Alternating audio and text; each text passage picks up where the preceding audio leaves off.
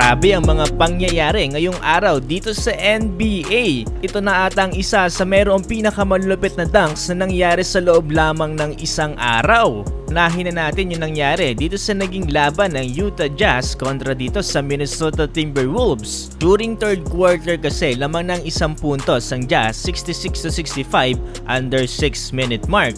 Ito na nga nagkaroon ng isang insane slam dunk dito si Anthony Edwards over kay John Collins. Sobrang lupit ng dunk na to kahit ang home court ng Utah Jazz ay halos nabalo din dito sa ginawa ni Edwards.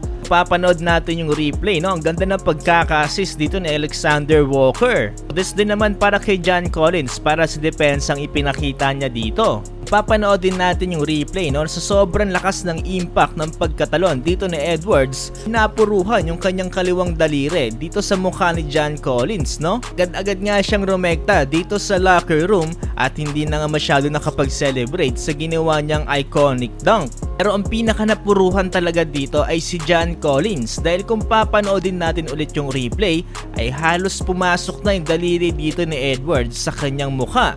At hindi lang yan, no? Syempre yung impact din dito sa puwersa na binigay dito ni Edwards ay sinalo lahat ng kanyang mukha dito. Kaya naman natagalan siyang tumayo dito, no? Pagkatapos pumasok ni Edwards sa locker room ay agad namang inupo dito sa bench si John Collins. Kabilang banda ilang saglit lang ay bumalik din kaagad dito sa loob ng court si Anthony Edwards at mukhang wala namang nangyaring masama sa kanyang daliri. Pero itong si John Collins ay hindi na nakabalik sa loob ng court dito after nang nangyari. Base nga sa report ay na-avoid niya naman daw yung concussion but suffered a head contusion.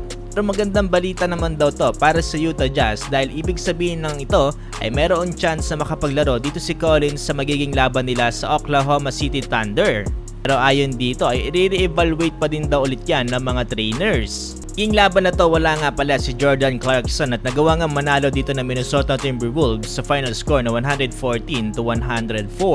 Nanguna dito si Edwards with 32 points. Kabilang banda sa parehong araw na pangyayari ay meron ding malupit na slam dunk na ginawa dito si Jalen Johnson kontra naman dito kay Austin Reeves. Ito yung buena manong pangyayari dito sa naging laban ng Hawks at ng Los Angeles Lakers. Ito ngayong matapos ang turnover ni LeBron James ay tumakbo kaagad dito si Austin Reeves para mag-commit sana ng charge dito sa paparating na atake ni Jalen Johnson. Pero hindi nga nangyari yon at tinawagan ng foul dito si Austin Reeves at na-posterize pa siya dito ni Jalen Johnson. Tapos din naman para kay Austin Reeves dito sa ginawa niyang play na to, no? Wala namang masama dyan. Pero kung papanoodin natin yung replay, no? May mga nagsasabi ito na nga daw ang definition na ball in his face dahil nga sa itsura ng pagkakadunk dito ni Jalen Johnson sa mukha ni Austin Reeves.